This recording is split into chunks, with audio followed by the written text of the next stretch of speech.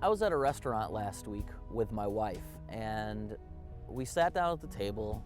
We were on a date, had a great dinner. After the meal, the waitress comes by and she gives me the little black padded book, and I open it up and there's my bill, and on top of my bill in purple pen it says "thank you" with a little smiley face. I thought to myself, that's kind of ironic. I've had this poor girl running back and forth to the kitchen for me for the last hour, yet she feels the need to thank me for that. You and I both know that the only reason she was writing thank you was so she'd get a bigger tip.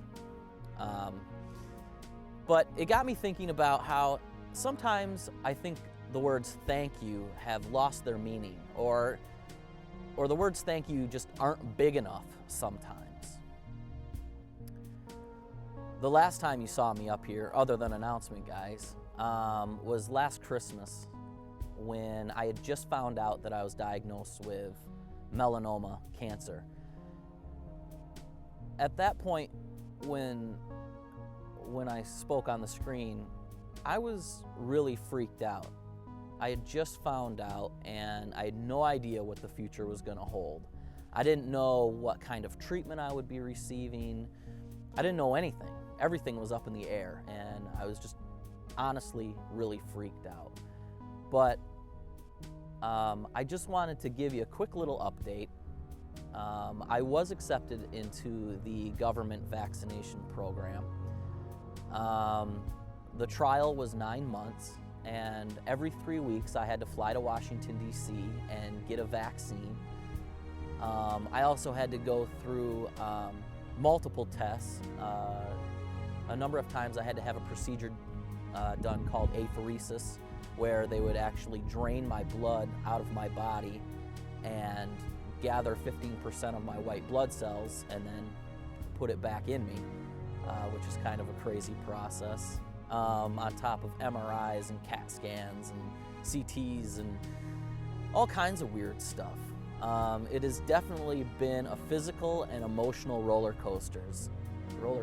I've had 9 surgeries in the last year, and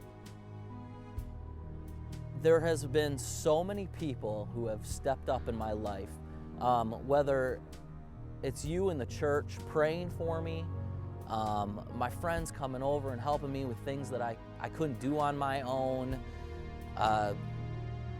You know, there's been people in the church who have given to the Christian Aid Fund anonymously on my behalf. The doctors and surgeons and nurses who have taken such good care of me over the last year. You know, I want to thank them, but thank you just doesn't seem big enough. I mean, what do you say? But it's all I have. And so if you are one of those people, I just want to say thank you. Not written in purple pen, thank you, but a genuine, bottom of my heart, thank you, thank you, thank you. And thanking people around you is one thing, and even thank you seems small for that, but how do you thank God? How do you thank God for putting these people in my life? How do you thank God for all the good gifts that He's given me in the last year? It just seems trivial. And in the Bible it says, God just wants you to stop and say thank you and worship Him. The Creator of the universe just wants thank you and worship. That's pretty incredible. He's not asking for your firstborn. He's not asking you to kill your pets. He's just asking that you stop and say thanks. And I'd like to encourage you now to just do that. Now's the time. It's the season. Let's just take 1 minute of our 24 hours.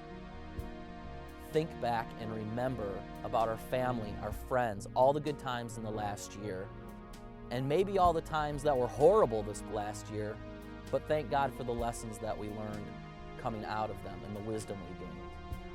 Just take 1 minute and stop and remember.